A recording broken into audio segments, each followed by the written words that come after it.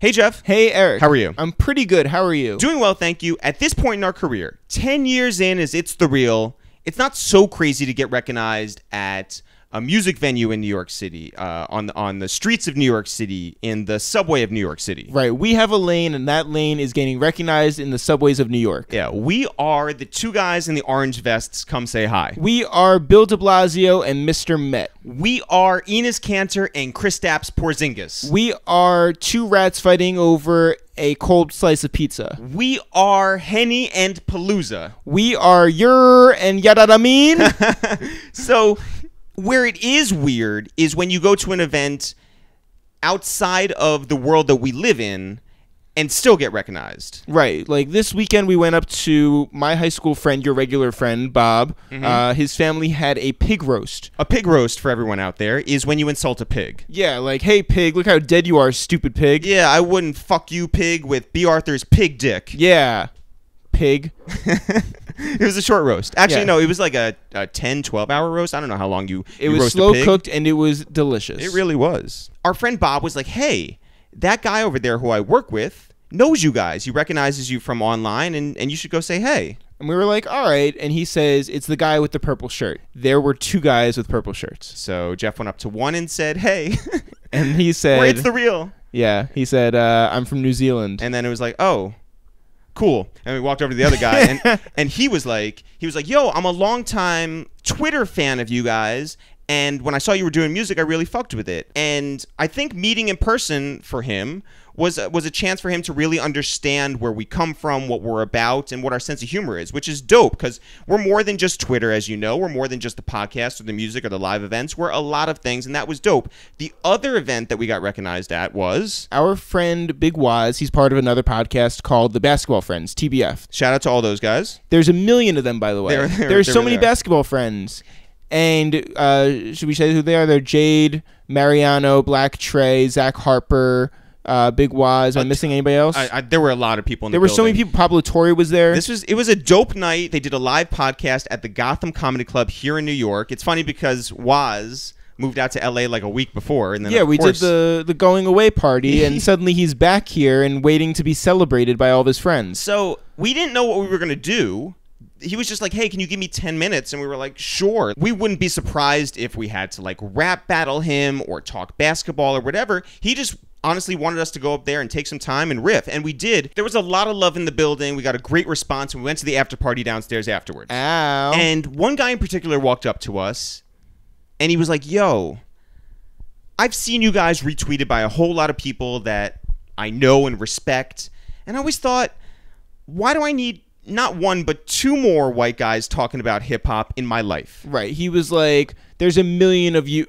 Am I playing him or me in this situation?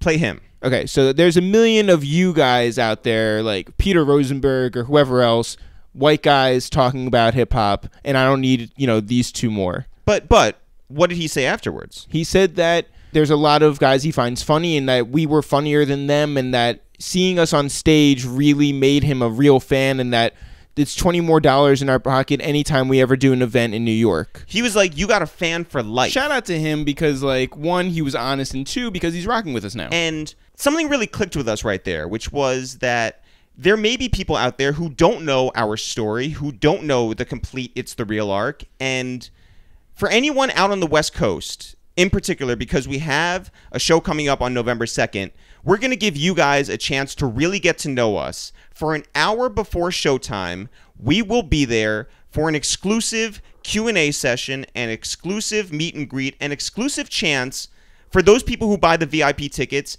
to really get to know It's The Real. This podcast every week is a chance for us to help share someone else's story. And that could be Angie Martinez, it could be Cardi B, it could be Lenny S., it could be Lil Uzi Vert, whoever. It could be you. It could, well, are you still playing the other guy? Yeah. Okay, it could be one of us. Yeah.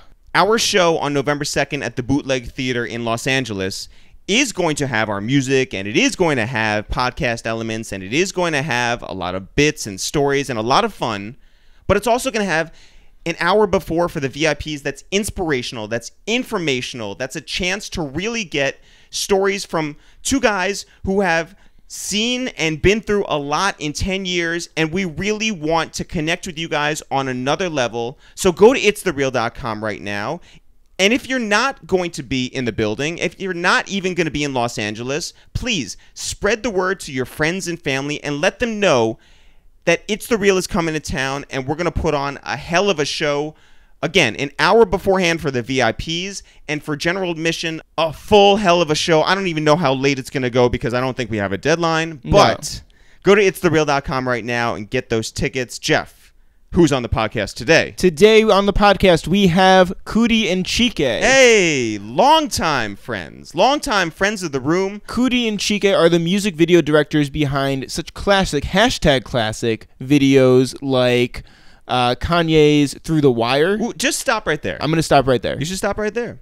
Go listen to the podcast, guys. Yeah. No, actually, there's so much more, starting from like Coodie's from the Wild Hundreds in Chicago. Yeah, and how he had a gun literally shoved into his face and survived that. How Chike grew up in New Orleans and an alligator almost bit his arm off. But there's the professional stuff too, like when they shot a music video for Erykah Badu down in Dallas, where she was naked, when they had the 30 for 30 documentary that they did for ESPN Benji. They've got a movie coming out. It is out now. We had a really exciting time with these guys, catching up and hearing their full journey, and we're really excited to share it with you guys. Jeff, when do you want to get into it? Right after, I was going to say right now, but I really switched it up on you guys. Right after you leave a comment and a review on iTunes, because that is how you get new listeners. Wait, are you still that guy from Long Island right now? Hey, I'm that guy from Long Island right now, and I'm telling you, leave a comment and a review, that's the same thing, on iTunes. So we can write, so that we, meaning, wait. Okay, just leave a review. Perfect. Jeff, when do you want to get into it? Right now. Yo, what up, it's Eric, a.k.a. Super Mario Brothers Time Warp, a.k.a. I'm on a new level. Yo, what up, it's Chef, a.k.a. Bloody Shoes, a.k.a. Bruno Molly's. Hey, it's Coodie, Chi-Town, Southside, Wild Hunters. You know where it is. I can't compete with y'all, man. Yo, it's Chike, you know what I'm saying? Third Ward, New Orleans representing. Yeah, and this is a waste of time with It's The Real. Bang, bang.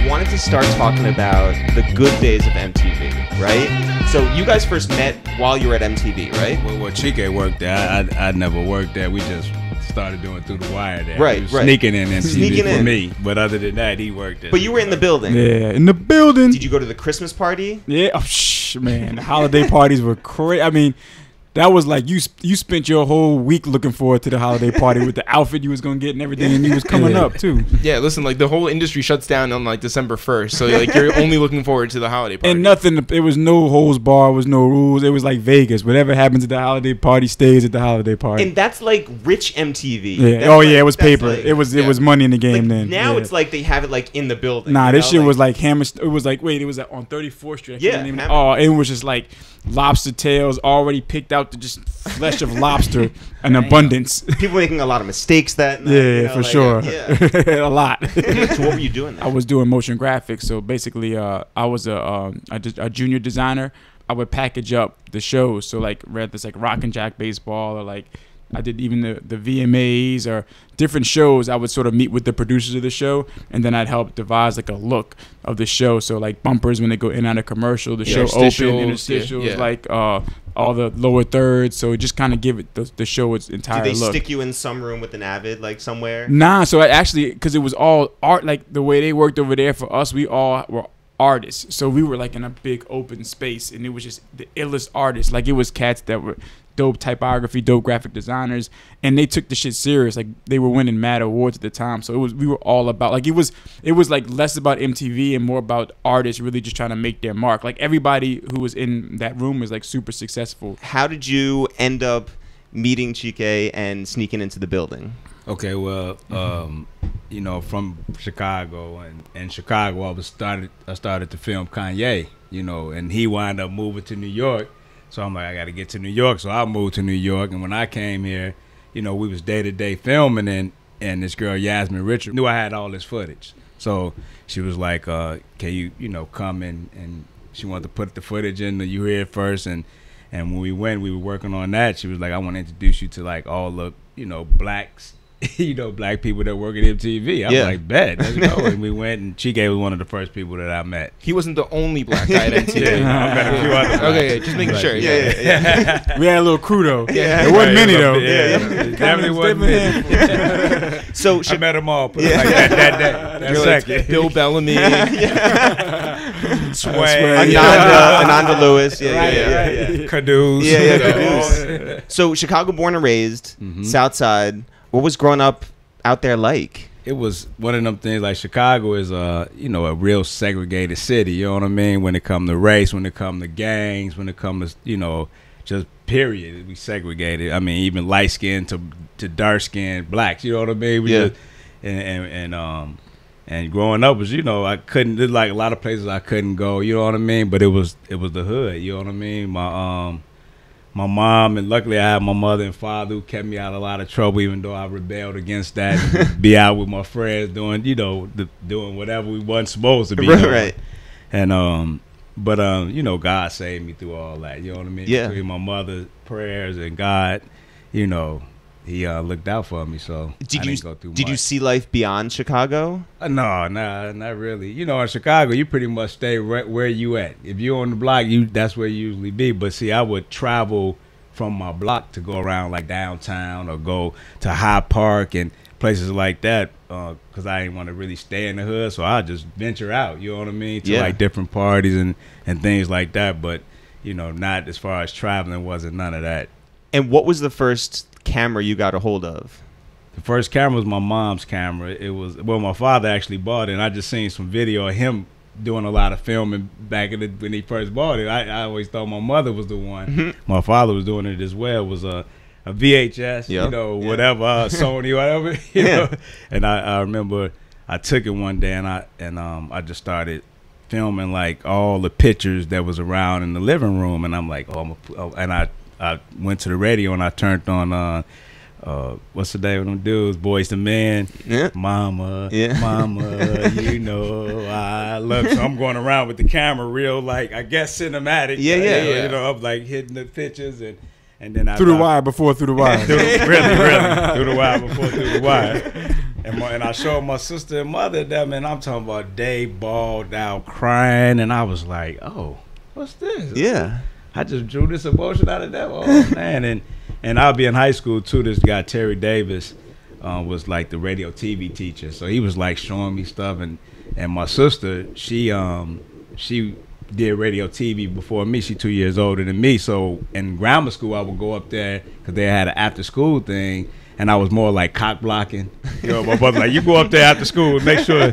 So I'm more like the cock, but I was learning and seeing stuff. And I'm like, yo, this is, so my freshman year, Terry Davis put me on the camera at my orientation. So I'm like working the camera, my orientation, like I already went to the school. That helped me out. That helped me out a lot. My sister, Tanya Simmons, she really, did a lot for me. Like, she don't even know what she did for Were me. you filming other stuff outside of school? No. Besides the stuff I might shoot with my mom camera, no. Other than that, it was just had the camera. But then I remember one time we got to use the camera, and I went and shot my boy Hollis Rock and Danny Cox. They was a rap group, and we went behind the famous mural, that mural with Harold Washington and Jesse, and so we went right there and we shot like a little guest video, which I gotta see what that's at. I love to see that.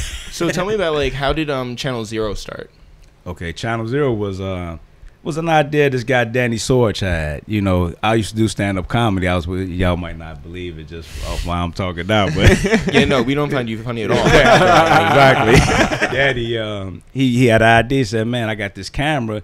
Let's go around and, like, interview people outside the concert, and you do the interviews. I'm like, I'm with it, but I said, let's go in the concert. Let's go in there and interview the artists and the people outside. So I remember it was a Busta Rhymes concert, so we snuck in the concert period, and we filming us doing everything. You snuck in with your camera. With the camera. Yo, that's so on brand for you. I know, yeah. I remember Busta Rhymes. He came out his dressing room. We right there with the camera running, bang. He was like, "Man, you can't be doing that, right. Man. What y'all erase that tape, right?" And back in the day, VHS, you had the only way you can erase is by recording over. Right. So we was recording over the tape. Of course, we erased it. Yeah. But we had all the audio from Busta Rhymes just talking garbage to us and all. So all you see is the floor and you hear Busta. So we aired that episode. And we aired Busta Rhymes just like, what do you mean, just going off on us. Something that you would be embarrassed about. Right. But people loved it. That was on Channel 19 Public Access. But so that was it. And then Danny kind of like, started cutting hair more. It was a barbershop Mellow Swing. We would go that he cut at. That's where I met Kanye. All of that happened right there. And more importantly, it's where you met Ivan. Yes. But Ivan was definitely But the Channel Zero stuff traveled. Like Young Guru was here yesterday, right? And he was like, when we were at Howard, those videos came around, and like we all like were watching them and were fascinated by them. So did you know that? Did you know that those videos like had legs? So if we shoot an interview with Shaq when he came to Chicago, we'd be like, here, take this, tape, and he'd take it. And everybody we gave the tape to, I remember like a year or two after that, I seen Shaq again. I'm like, yo, Shaq, what's up? It's Coodie, Channel Zero. He's like, Coodie, Channel Zero, I know who you are, man. Oh, the fight. He started talking about the whole episode. Him, Method Man, everybody would do that. Man. So we knew that, we had something. Louisiana. Yeah. New Orleans. What was growing up down there like? It was amazing. I had a very unique experience because my mother and my aunt, they really, I think, had a vision for me, you know what I'm saying? And for them, I was able to I grew up in the 3rd Ward in Jackson and Drive, so it's a pretty notorious neighborhood. But they sent me to a private school. I was like the only black in my class since I can remember. And one time, one of my boys came. So we had two blacks. Sway wasn't there. Sway wasn't there. Right. Juice was not there. Was there. He just wasn't there. Yeah. But it was a tripped out experience because I went to that school from kindergarten all the way to 12th grade. So I'd go to literally, an all-white school and come back to an all-black neighborhood. You know what I mean? And it was just like the extremes. Like that, my school was like 90210. It was like an extreme private school. And my neighborhood was an extreme, like, cats is getting murdered. You know what I'm saying? Yeah. So it would be like, and then in the middle of that, I go to I call it second home, but like my nursery was the Jewish Community Center. So like I literally grew up at the JCC. You know what I'm saying? So I had a weird cultural exchange, which was dope because I think it's given me a perspective of the world that's different from most people. Totally. So I have empathy with a lot of different cultural groups. You know what I mean? How big was the arts for you in that private school? We had an art program. It wasn't huge, but where I kind of got my mother, this is a funny story, because I used to wake up and I used to always do like, not like most kids, I wouldn't really run to the television with the cartoons. I'd go and get construction paper and I was always building stuff. And so, but I love sports. So she made like this kind of bargain with me. Like if I wanted to play sports, I had to go to like arts camp because she recognized that I was actually talented at art. And so I was like, all right, because I didn't mind the art, you know what I mean? So I was like, cool. And it's funny because that's what I wound up falling. I mean, the sports didn't really work out, so I wound up falling back on the art. And but I actually went to the program that had the biggest impact on me was this other private school called Country Day, and they had a creative arts camp that I would go to almost every summer. And that camp, like, really, I mean, we were creating all these kind of paper mache masks and playing instrument. Like it was a dope experience. Yeah. You know what I'm saying? Yeah. So if it wasn't filmmaking, what else would it be creatively? Cooking. Cooking? I definitely would have probably gone to culinary school. Yeah. Are you still nice now? I'm decent. Okay. Yeah. I like to toot my good. I'll let the people speak on that. You know what I'm saying? But I do a little something in the kitchen. Yeah. Back to Chicago, you meet Kanye West. Mm-hmm. And what are the circumstances of that? Like, he's how old? He's about maybe 45. Yeah. He might have been 17, 18, around there. What is it about him that speaks to you? I mean, I remember the first time when he came up to the barbershop, because the barbershop used to be No ID's studio, where they'd be, and then Dave and Brennan, who was a group called Mellow Swing, bought the studio and made it a barbershop. But I remember Kanye came up there with H to the Izzo, the track. And you know, I'm a Michael Jackson fan. I'm like, what's that? Ooh, like what? You know, that sample. And that was like my first introduction. And then I would like be with like a Cap One or somebody going around Chicago because they was like the emerging artists at the time. And we'd go to Kanye crib to get beats, and they doing stuff with him. And I just noticed how charismatic he was, and how, you know, he got in front of the camera and started rapping, and then, you know, he was that. I'm like, this dude, this the one. He the one that's gonna make it. And then he had a show with the Go Getters, GLC and Timmy G, and I just seen him on stage. I was like, no, this dude is. It's just like everything was just registered. I'm like, I got to do like a Hoop Dreams on him because I just seen Hoop Dreams was crazy, and I'm like, oh, this would be a dope Hoop Dreams because that was, you know, that's one of my favorite docs. Yeah, you know what I'm saying? Because of the time they took to making, and they stuck with it, and they made it happen, and that's pretty much what we got, you know, with Kanye. But like, he made it. Yeah, but like, so you're doing that. Do you have like a job on the side? Do you have like a a timetable for yourself? Well, yeah, well, you know, I was doing comedy. Yeah. So I was professional. I did BET's Comic View 2 seasons. Crazy. Yeah. So I was like traveling the world doing it. I was making money, but that's when I hated it. But I'm gonna tell you the first time I went up though, I'm like, okay, my boy's like, you funny, man. Let's write some jokes. And Dion Cole was one of my good buddies. Dion and crazy. Yeah, and B Cole, because B Cole went to school with me. So we used to, you know, talk about each other in the hallway, and I used to kill him. I'm like, he doing comedy and Dion, you know. So I was like, I'm about to do it. And the first person to bring me on stage was Bernie Mac. Whoa! So I went to Cotton Club every Monday. Used to do open mic, and Bernie Mac would be in the front. You come through the door, Bernie Mac is right there on the stage, and this guy Jimmy Spinks, if y'all remember Car Wash, the big guy in Car Wash, he'd be at the bar. He was like his host, his side host, and then they. You know, then you come in. If you come in with something bogus, Bernie will get on you or comedians. But so this one guy went up before me, and he bombed. And when he was, you know, when nobody was laughing, he was like, and just left the stage. He was like, I'm gone. And then Bernie Mac went up there and said, man, you don't leave the stage. You stay up here. You do. You know, he went off on him. He's like, you do it, man. You gonna do it. You know. So he was just giving me all what I needed. Yeah. And the confidence to go up there, and because he told me what to do. He said, you gotta, you know, and I give it to Bernie, but you know, it's God working through him. Just like,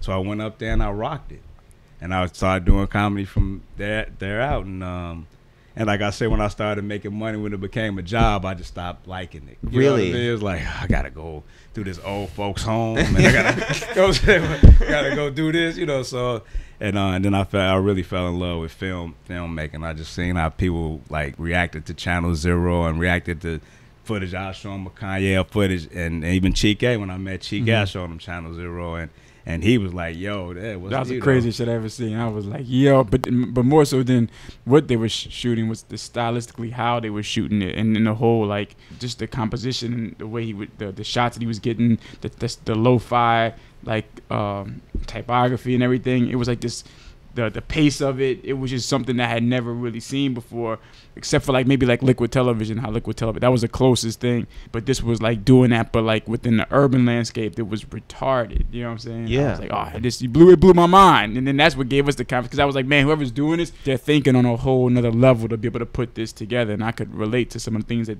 that's our conversation started. You know what I'm saying? Yeah. Real quick, I got to shout out Titty Head Ted and Sean. And Ted and Sonny. Yeah. They was a part of Channel Zero too as we was coming. I always talk about Danny just because, you know, me and him kept it going and it was moving a lot on it, but it was them guys as well. Yeah. So I had to get them shout out. And so you guys actually like connect in New York. Yaz brought him literally to my desk. You know, like I was explaining the other day, like it takes me a while to warm up to people. Like I'm not the type of person that like we meet and then we kicking it. Like it takes a while, you know what I mean? So, but he actually wound up kicking it with my roommate, and my roommate was mad introverted at the time. Like he didn't really go out at all, but he was in the streets all the time. I'm like, damn, this dude must be super cool to have my roommate in the streets like this. You know what I'm saying?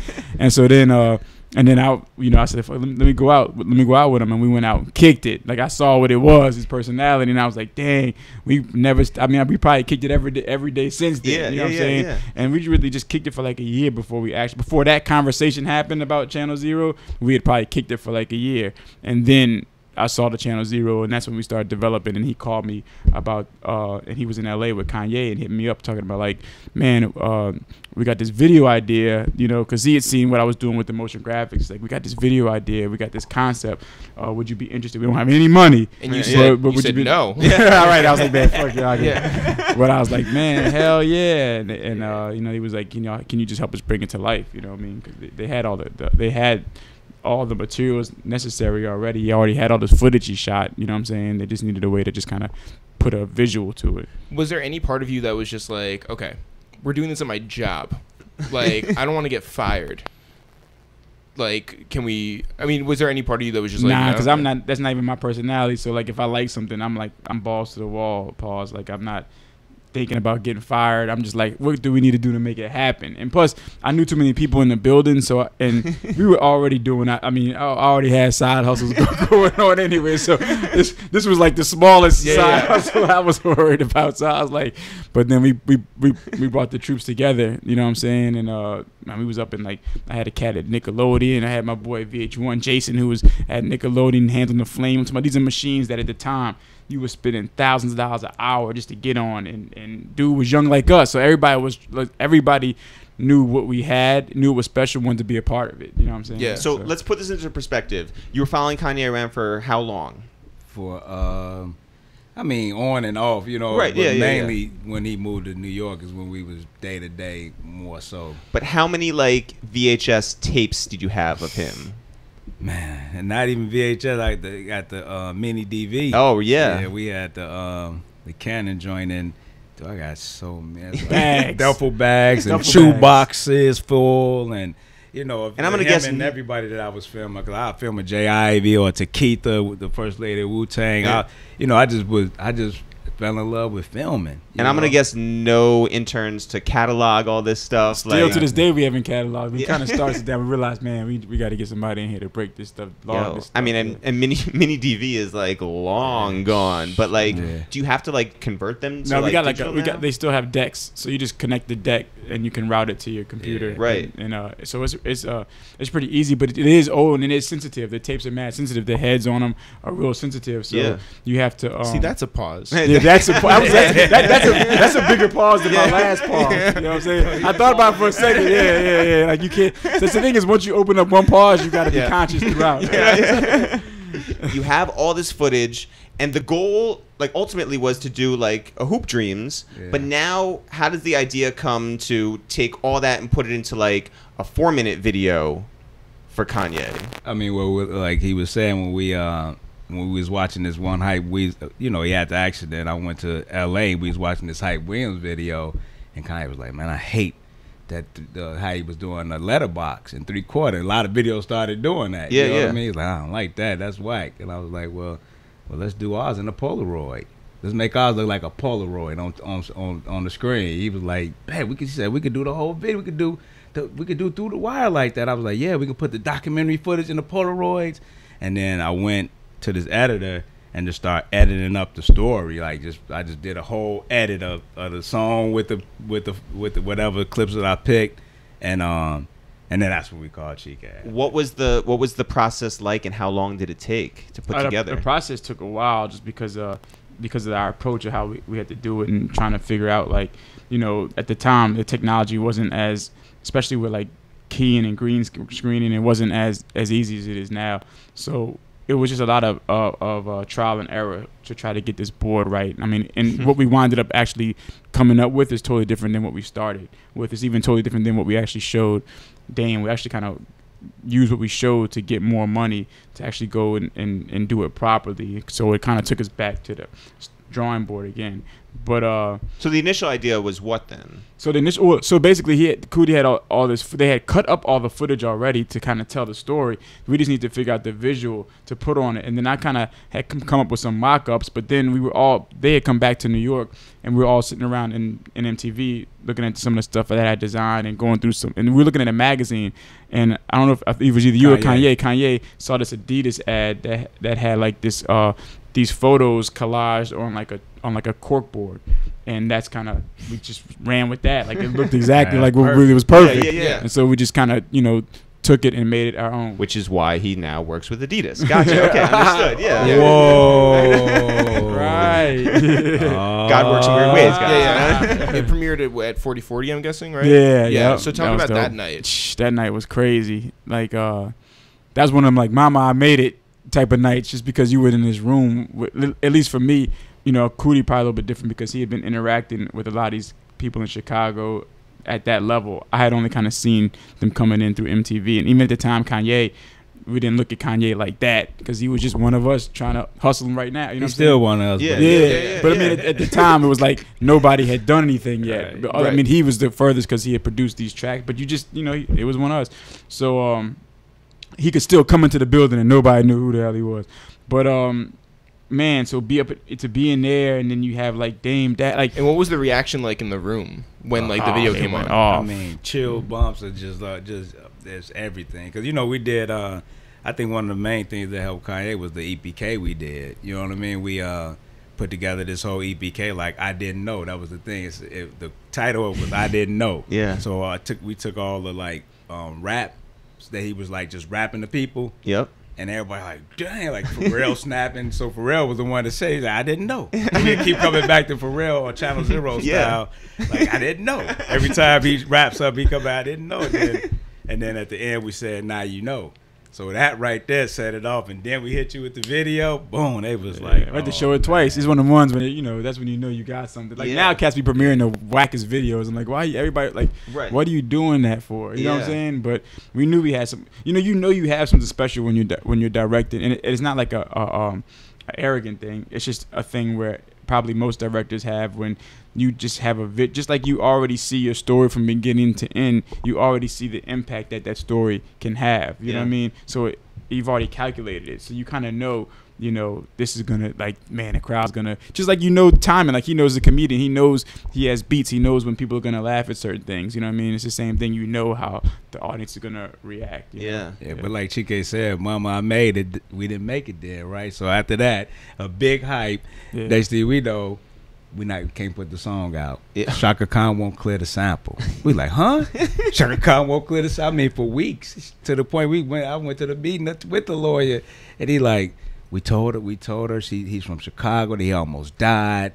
You know, not even saying Shaka, it was probably like her people. You know, Yeah. So, but they wouldn't clear it, right? And I used to do these barbecues every Sunday at my crib in Harlem when I moved there, and Kanye and John Legend, everybody would just come through because we just, you know, hanging out. And one day my boy JB Marshall brought Shaka Khan's son through, and we like kicking it. They said we like, let's show him the video. So we showed him the video. He seen the video. He was like, oh man, I got to show my mom this. He was like, man, can I take this? We like, yeah, do it. Boom. He took it, and I said yesterday, it might have been a week later that she said she cleared it, but it might have been a month. But I just like to say a week. A That's week later. crazy. So, The next day she could. Yeah. She cleared it. Yeah. Wait, so you make it seem like it's like a very casual thing, but was it actually a really calculated thing where you were like, we can't get to Shaka, let's get her kid. Yeah. Totally uncalculated. No, God. God. Yeah. God. I mean, Totally. JB, he had to meet him because Yeah. JB from Chicago too. So I don't know how they met, what happened with that, but he brought him through. Mad random. So Mad like, random. it's so easy for like young people now in 2017 to be like, well, you know, it's Kanye West, like, you know, but back then, like, Chicago's not on the map like that. Like Common, obviously, but it's not even like B Common. This is like, you know, still sort of localized. What did it mean for, and not just somebody who was like your guys' age, your guys' friend, your guys' like, you know, circle to make it, but somebody from the Midwest to make it on Rockefeller Records, which is the biggest thing, like short of like Bad Boy, right? Like, but what did it mean? With us, it was like we was on the journey with, you know what I mean? So it wasn't like it was like we was all, every step we were right there. So it just, I mean, it was great, but it was great for all of it. You know, it was like, it wasn't a thing like, oh shit, he made it. Oh man, look at, like, you know, it was like we're making it and things are happening, and, you know, so I never looked back and said, "Oh, dang, he made it. That's crazy." Not even when he was gonna make it. I already seen him make it. I already seen him winning Grammys. I seen everything that happened, so it really wasn't no shock to me. It was like, okay, yeah. What was Chaining Day like? Oh yeah, that was crazy. Well, first, we really couldn't shoot in the arena because if you shoot in the arena, when has that ever stopped you though? right? No, it did. I snuck the shot. It did though. So we backstage, and when he went out to the front, so we all out there, and then Dame up there, and then Kanye come out. I'm like, I just turned the camera on and went on the stage with the camera, like I'm getting this, yeah, and shot it, and that's what happened. And what you got to realize is like right now it's such a different time because now content is king. Like everything YouTube's and all this. There wasn't YouTubes around. Nobody was caring about. You didn't even like the cameras weren't even as sophisticated now, where it was that easy just to have a point and click. That's like looks like a camera, but it's shooting high quality video. Right. So like it's not like a real subtle thing. Right. To It's have a camera. obvious to have a camera. So like, and you looked at it as like. Who not the normal person didn't just have somebody that was that was like Muhammad Ali would have somebody, but other than that, you know what I'm saying? So like the fact that he was doing something super innovative that people started recognizing, even Dame would tell him, and like, but now it's like commonplace, right? Yo, I talk about this all the time, like Spiff TV, who ran around with like Ross and now is with French and everything, like. It was such a weird thing to have him like trail, Ross around. It was really rare, for you to like follow Kanye around. Today, it's just like everyone's got one. Even Scooby Doo on the corner got somebody following him, personal Instagram photographer. You don't even know who dude is. How did you guys decide? Okay, you do one video and it's out of this world phenomenal. Were you guys like, cool? Now we're a team and we're gonna do everything moving forward? Yeah, pretty much. We thought it was gonna be like how like Outkast was rocking with Brian Barber, you know what I mean? It just that's what it felt like it was gonna be. Yeah. You know what I mean? So next up is Jesus Walks or 2 words or next up was All Falls Down. All Falls which Down. We didn't right. do. Right. But we did 2 words. We didn't put it out. We shot 2 words and actually had the video for a minute, but the single was All Falls Down, so they came out with that we didn't. Chris Milk did that. Which is a great director, but we were supposed to do it. We were supposed to do it. In doing 2 words and Jesus Walks, that was, again, not really a big budget, right? Like, that was just sort of... Yeah, now we never had a budget really with a big budget with Kanye. I can tell you the story of Jesus Walk, though, because you know Jesus Walk was... Kanye did 2 Jesus Walk videos before he called about, because I wrote the treatment before we even did Through the Wire. We had that treatment already ready for Jesus Walk. I mean, before the accident and everything. Because that was the one that spoke to you. Yeah, that was definitely the one that spoke to me. And Kanye had a good idea to have Dave Chappelle play Jesus. So we so we wrote this whole story and how we gonna make it happen. And did you know Dave? Yeah, we knew Dave. We used to kick it with Dave all the time. Cause we would go to the show. You know what I mean? And hang out Liz. Shout out to Liz. But after he did the 2 videos, me and Chike leaving out the club 4 in the morning on a Friday morning, right? 4 in the morning, and I get a call from Kanye, and I'm like, oh, what he want? You know what I'm saying? Because I knew we wasn't. It can only be good news at 4 a.m. Right, boy. So I'm like, yo, what's up, man? He said, man, the videos I did didn't give me the feeling. I need the soul. It wasn't the soul, wasn't in. He was like, man, let's do the one that we wrote a while back. I'm like, okay. When you trying to make this happen? He was like, Sunday. I'm like. And I know Kanye hate for you to say you can't do nothing or, so I'm like, I bet. Well, I said, well, we got to shoot in Chicago. We in New York. He like, all right, cool. So we get up, me and Chike early. Chike calling around for film. I'm calling crew and my people in Chicago. Because we shot film then, you know what I mean?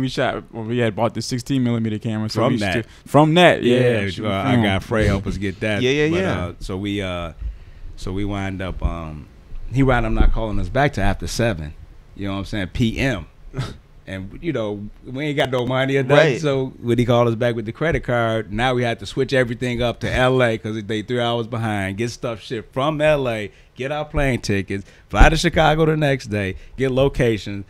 We had to teach the kids how to do the Jesus Walk with my girl Shocky, which is the dance that I came up with, by the way, the Jesus Walk. What's crazy is we actually shot more footage than even made the video. Yeah, we actually had to take footage. stuff didn't even make the cut. Yeah. We had a whole scene. We had a Chinese Jesus. Yeah. We had a whole scene in like the jewelry store. Yeah, didn't with even the get Chinese Jesus. Yeah. But we made it happen, by Sunday. By Sunday. That's the Lord's Day. Yeah.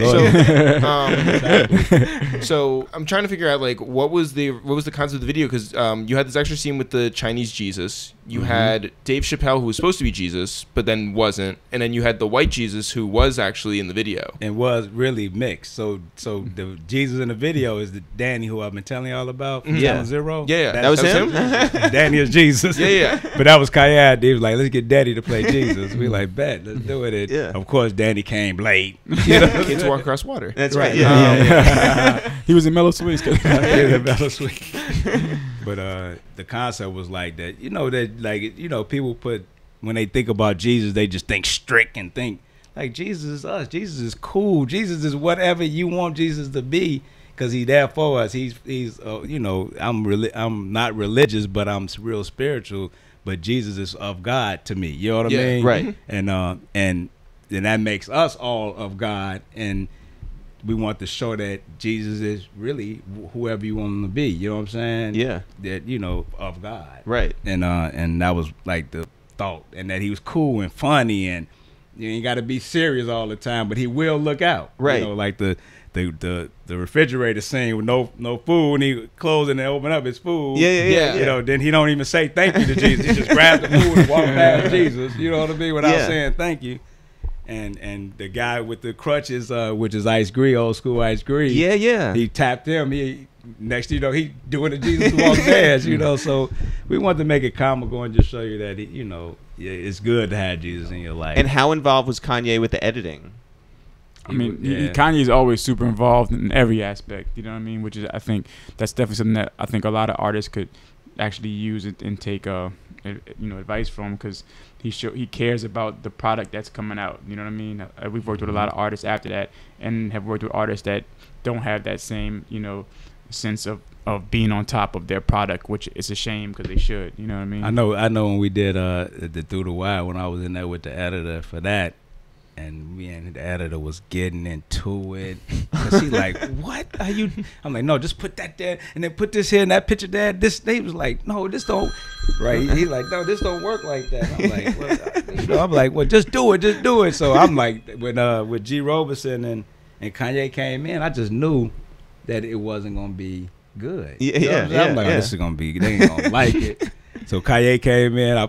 We played it, and he was like, oh my God, I gotta show G. Ran out, grabbed G. Roberson. They both came in. They was like, oh, this is incredible. I'm like, word. So I was happy about that. But like you said, Kushner, this guy Kushner, this editor, we all work real tight with Kush. Yeah. Kanye was definitely on top of it. The Webster Hall show, where there was a guy in a bear suit, Dave Chappelle, that you convinced to actually wear the bear suit. Tell me what the conversation was like.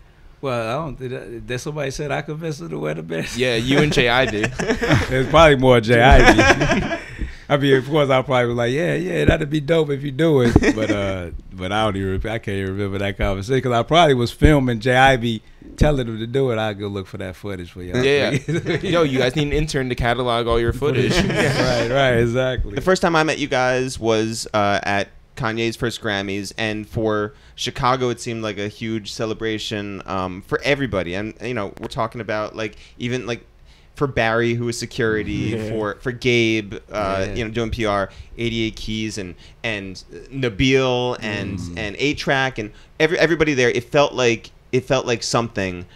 What was that moment like for you guys? Like it's the biggest artists having the biggest week, Right. Yeah. No, it was. And can't forget Mama West. No kidding. It was a great day. It was a great day for everybody. Just just hanging out. It's just funny because we really don't think about things like that. You it's just like in we there. just having fun. Honestly, to be honest, you just in there for them drinks and looking for them girls. Right. And that's pretty much what's going on. Pretty much what was happening. Happy to see everybody kicking it live. And the women are just on another level now. Yeah. It's like, oh man, and you actually know who they are. Man, that's Tracy Ross over there. Yeah, we was doing Channel Zero. So I'm in there hosting, what I'm saying, interviewing people. And that was a good time, man. So after that, I remember you guys then signed to Band Apart. Yeah. So that was Tarantino's. Right. And we signed to Lawrence Bender. We signed to the music video side. it was a good run with them. So what did that relationship bring about? That's where we actually really learned the business side of things, and probably like what made us want to start our own production company. You know, from us, we're coming from, like I said, he coming from South Side of Chicago. I'm coming from Third Ward of New Orleans. Like, we're very, I mean, we still to this day, I think, hold on to a lot of the naiveness on purpose to keep us, just keeps you grounded. You know what I mean? But at that time, we didn't know like there was how the industry worked around and stuff. You know, we just assumed everything was just like how we did Through the Wire. You just put it together. You know what I'm saying? But then you have reps and all this stuff. It just opened up the whole world of like the access you had to these top-notch producers, you know, and there's other directors in there that were doing some dope stuff and working with like all types of alternative rock artists and stuff. So you're seeing like super creative. So you're obviously getting inspired by the other company that's kept around you with these other directors. And then we're in LA and saw the movie stuff. So it was an eye-opening experience and just let us feel like, man, we can accomplish way more bigger projects than we ever thought. You know? Did you want to do a feature like right then and there? We thought we was going. We thought when we was out there, we thought we was going to be. I mean, you know, you just you don't know that things take time and how much time actually goes into a feature and stuff. So as soon as we signed with like William Morris, we thought we were in. We was like, okay, we'll be at the Oscars next month. You know what I'm saying? Big shout out to Charles King, man. He believed in us from the get go. But he was kind of probably like, because like we'd get a script, and if it wasn't good, we'd be like, we don't like it. You got another script. You know, most people he'd be like, well, somebody is attached to this person, and we like, but it's, you know. So we felt like at first we felt like they was testing us. You know, this is just a test. They don't want us to do this script because, you know, it was. I mean, you would get like the stuff like the Soul Planes and stuff. Like that's just what they shot us. So most of the stuff you're getting are like these crazy, you know, action comedy, you know, black films that just, you know, they aren't that great. You know what I mean? And we don't want to be pigeonholed or placed into that category. We know what. You didn't want to do a super artsy version of Soul Plane, right? But that's what we. That was our pitch. There's a Chinese pilot. They ain't going for. But we never like we turned down a lot of movies, and the ones that we did go for, those are the only ones that got made. Yeah, Pride. The one, the Jim Brown, not Jim Brown, but the Ernie Banks film, and Next Day Air. Yeah. You know, it's actually between us and Benny Boo for Next Day Air. Really? Yeah. Our pitch was so crazy because we took Jackie Long into the pitch. Y'all know the actor Jackie Long? Yeah, for sure. And if you know Next Day Air, it's a scene where he had to go get the cocaine back. You know, he had UPS. But so he was popping out too. This is fresh off of ATL. Right. So he was like so we had him come in a meeting. We in there with his execs going through our thing, and we had one character blank. Yeah. All other characters we had, and that one character. Then when they was like, so when we got on that one, we text him, and he knocked on the door. It was like, who's interrupting this meeting, dude? And he came in like, hey, it did the whole scene. Crazy. For that, and we still didn't get it. But I thank God every time we get something or don't get it. Who did Benny Boone bring in? I don't even know. I don't even know. Yeah, he got it. But you just realize quick out there the politics. You know what I'm saying? And like we started seeing things, and I started to realize. You know, at that point, I think we realized, you know, was what we did with Kanye was great with Through the Wire, but we realized we had to do some stuff to separate us from that, not in a negative way. It's just that we had to create our own name outside of Kanye. Because you can't just totally rely on because we're in a lot of rooms because of that. Because not so much because even though people still thought we were really creative and talented, but people want to get closer to Kanye. And you start realizing like managers, they're managing you because it's their end. They think to getting closer to doing business with Kanye. I mean, that's why we had you guys on the podcast. We figured this was Kanye. I mean, you know, and on our end too. Like obviously, you milk it for what it is. But at the same time, there's a way. Okay, like that. Like when we wind up doing Benji, these other documentaries. Now people talk about other things too, and that's dope because before it was just. We were just known for Through the Wire. No, not before it's just Benji. Like a very short Wikipedia entry. Before Benji was mainly Through the Wire. We were. I mean, we had Most Def. Then we was Creative Control. Then it was Creative Control. So we've been over the Kanye tip since the third album. When nobody talking about us and Kanye no more. But can you guys talk about like, and this still exists to this day, which is nuts because rap is pop culture.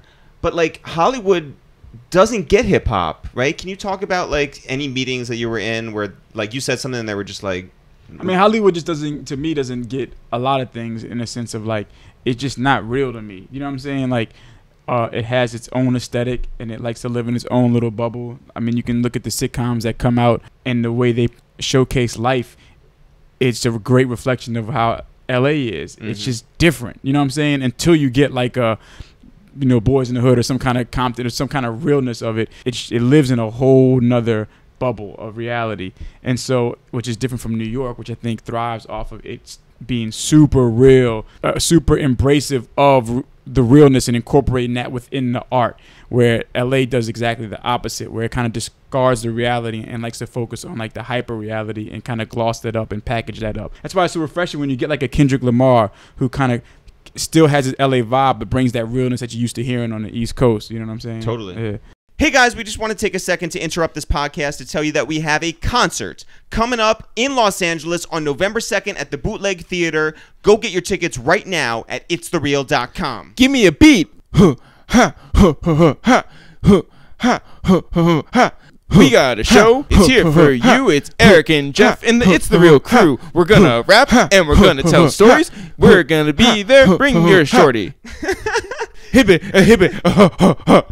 So guys, it's more stuff just like that in a live setting. Come hang with us. Come laugh with us. Come get that VIP experience and hear our whole journey an hour ahead of the concert. Original music by It's The Real. All your favorites like Waco, Fire in a Crowded Room, Blue Cross, Blue Shield, Jews for Jesus Peace, and maybe Jews for Jesus Peace remix. Special guests. Lots of fun. Lots of podcast stuff. Lots of music stuff. Lots of experiences. Just for you guys out there in Los Angeles. If you're not going to be out there, spread the word. Tell your friends, family, strangers, whoever, that It's The Real is coming to town. Jeff, take us out. A Scooby-Doo-wee-bop, he-bop, a Scooby-Doo. Guess what? LA, we're coming for you. Tickets at ItsTheReal.com right now. And now back to the podcast. Then you guys start Creative Control. Yeah. How did you come to the decision to do it yourselves? Well, it came out of like, really, we were kind of, since we're still out in LA and we're getting the opportunity to do a commercial and realizing quick, like, wow, it's completely different. The commercial world is completely different. But they were doing a commercial that was highly reflective of our culture, and we felt it real important that they nail this, especially if we're attached to it. So they had us do all this work so we could basically almost like educate them on like, this is the way it should be done. You brought us in to really tell you how it should be done. And then they just totally went 360 from, you know what I mean? We're like, our names are attached. That's when we realized quick, like, man, in order to maintain the integrity of what you're doing, you have to have creative control. And the only way to have creative control, honestly, is to name your company. Creative control. Right, exactly. Yeah, exactly. So we were surprised that the name even was out there. Like, damn, nobody has his name. We got the name, and it just became our mantras. Like, you know, whatever we do, we gotta have control over it. 9 times out of 10, you gotta finance it. If you want to have control over it, you gotta figure that angle out. You know, and yeah, we still. I mean, it was a pivotal time. That particular commercial, that particular experience, and realizing, you know, we can't rely on anybody but ourselves to put out what we want to do, even on any level. And that's why we're writing screenplays now. So like, it's nobody's obligation to give you anything. So you can't just go and cry about not, like, if you want to do it and you have a vision, you gotta figure it out and do it. You know what I mean? Yeah. What was your first office? Was it at DD 172? Had Dame Dash set that up already? Actually, yeah, that would have been our first office because we was just in the cribs from them. But actually, it was for Wait, Creative his Control. crib? We were working out his crib on Lake Street when we started. You were Creative working Control. out of Dame Dash's house? Yeah. What? His house was stupid too. On Lake Street. Yeah. How many Pro-Ked pairs did you? He had a closet. I heard he's selling his shoes on eBay now, but we saw that. He had a closet he brought us into because he never wore a pair of shoes twice. Yeah, man, I've never seen so many suits, so many shoes. I mean, his clothes closet was at the time bigger than my apartment, just for clothes alone. She was crazy, but we had some good times in there, and it was dope because it was a side of Dame. I mean, Dame was always cool with us coming up. You know, Coodie had met him first when he was just doing with Kanye. Then I got the privilege to meet him, and he always championed us from the Through the Wire stuff. And he told Coodie that, you know, he was gonna help him out. Like he gave him his word, and he stuck. Dame is one person that he's very loyal to his word when he says something. And, you know, we were shooting something. We were trying to put together something because he was always trying to figure out what can we do together. And we were trying to put together this project with Mos Def. They wound up doing a documentary. Yeah, we yeah. started the initial documentary with them. Really? With Mos. It's crazy. You got this footage is crazy. I mean, their doc was dope that they wanted to doing, but we had a whole other angle, and it was pretty dope. What was your angle? It was just because it was Mos was like the caveat. Like Mos was the host of the whole thing. So he was navigating this world and asking him questions. And then, you know, Mos brings his whole vibe. I mean, we wound up getting his limousine, like this crazy old limousine riding through. Oh, yeah, because you didn't go riding through Vermont and Mos got on top of the limit. Like, it was just crazy. It was on some whole other, like, take them, but just add, you know, Mos to the element. It changes everything. And he had so much respect for them. So it was like Mos trying to navigate this world anew because he was a fan. Mos was a fan of them. You know what I mean? They did a whole concert together. It was crazy. But where was the concert? In Vermont. There was Mos Def. Mos wound up doing this concert in Vermont. And that's why we went out there, because they lived in Vermont. It was the craziest experience ever because Vermont, there was probably like, again, there was only like Caduce and Like the blackest thing was the limousine that you guys took. LEP Bogus Boys. Yeah. Coodie shot that one down, man. That was retarded. So I would go down and shoot. Me and Kenny Koo, we just have a camera, and then I'd come back with the footage, and Chike edit it up. Yeah. That's how we were doing it. Yeah. But he would get stuff that was like, so, I mean, they didn't have no money, so he was getting stuff, though, but he's in a bank. Somehow he found this bank that was like abandoned, and when they were about to close it down or tear it down, and they got able to shoot in it. And so you get this whole, like, the scene when the people are coming in, it looks like a scene from a film. You know what I'm saying? Yeah, it was crazy. I got amazing. Who managed LEP at the time. He just was plugged, you know, so it was a bank. They was about to make it a Rite Aid. Yeah. And we went in there and shot it. Like, man, y'all got 4 hours to shoot because we remodeling it. So we went in there in 4 hours. We made all that happen. I was like, okay, everybody sit there. Those are my 4 favorite hours? videos. Some of my favorite work is the work when we do it like that. We don't do it that often, but some of my favorite work is when Coodie just goes and does his thing and comes back with like a barrel of footage and doesn't tell me anything, and I just go through the footage, because through the footage I can see what he's thinking. Totally. Just because we always had this kind of like, you know, finish the other person, so I know what it is, and I can see the story that he's trying to put together, and it's fun. It's like a puzzle. It's like, okay, oh yeah, he's trying to tell me to do this. You know what I'm saying? Totally. Yeah. That's also the hardest Top Chef challenge. That's crazy. Back to working out of Dame's house. Yeah. Did you guys show up at like a regular time every day, or was it was like, you know, obviously Dame is a mogul. Like, Dame is one person that at one point I wanted to be on that show, The Hustler, because you know what I mean. I wanted to. I wanted to knew you. It would have been unfair. I know, definitely. But he didn't know me like that. You know what I'm saying? But what's he your knew name? Right. Yeah. But we were in this particular situation. We were partners, so it wasn't like we were under Dame or nothing. We were both like in this together. And this is Dame, like, this is way more humble Dame. He's been, you know, there's a lot of things have transpired now, and he's seeing the world in kind of a new light. So it's a different Dame, you know what I mean? But and he had this passion. It was a crazy type of passion that he had to get this thing off the ground with us. So we were all just burning the midnight. Like, everybody's putting in work. Like, Dame's up, getting no sleep, trying to figure this whole thing out. We're all just excited up. These new 5Ds come out, like, they're fresh out. Yeah. Nobody's seen, like, we had kind of been familiar with it because we had been shooting with this cat Woods in LA, who had showed us, I think it was like a 70 or some camera had put one out, whatever. It was the Sony one. The Sony one, and we were like, this is crazy. You can switch lenses. Right. So It's looking like a camera. We can be shooting. You know what I'm saying? I prayed to God. I said, God, if we get one of these cameras, I'm gonna shoot so much. I'm gonna shoot everything if you let me get. And when I did, we wind up, because we got the camera, I was shooting so much that the Canon wound up giving us four more cameras. Shout out to Canon. We bought a camera, so Dame went and bought the first camera. Like, that's the one thing about him, man. Like, shit would just happen at a whole nother speed. You know what I'm saying? Like, oh, you want? Let's go. Let's get it. You know what I mean? Because he was investing in the vision, and then next thing you know, that one camera turned into like 6 cameras from Canon. We wound up going to Canon, getting these cameras. But that experience went from his house to, like, he went and found, because he had other companies prior, and this building in Tribeca, there was a building there that he had done he was working on some car stuff before. and the building was black. It was nobody. It was so he knew the owner, and he's like, man, you know, he negotiated with the owner to get us in that building. I guess some free rent, like until we started clicking, whatever he did, we wound up in that building. The building was crazy, and we had it all to ourselves. It was you couldn't. It was the craziest situation. So we got a building, our own building, not an office space, the whole building, and then we just started executing, and so much came so much came out of that. I tell folks all the time, like, I don't know what it was like when like Andy Warhol and Basquiat was collaborating at the factory, but I can believe this is probably the closest thing to that. You know what I'm saying? That was actually DD 172, right? Yeah, we went there. They had parties and like you know like which I hated that he called it DD 172 even still to this day. But CC 172.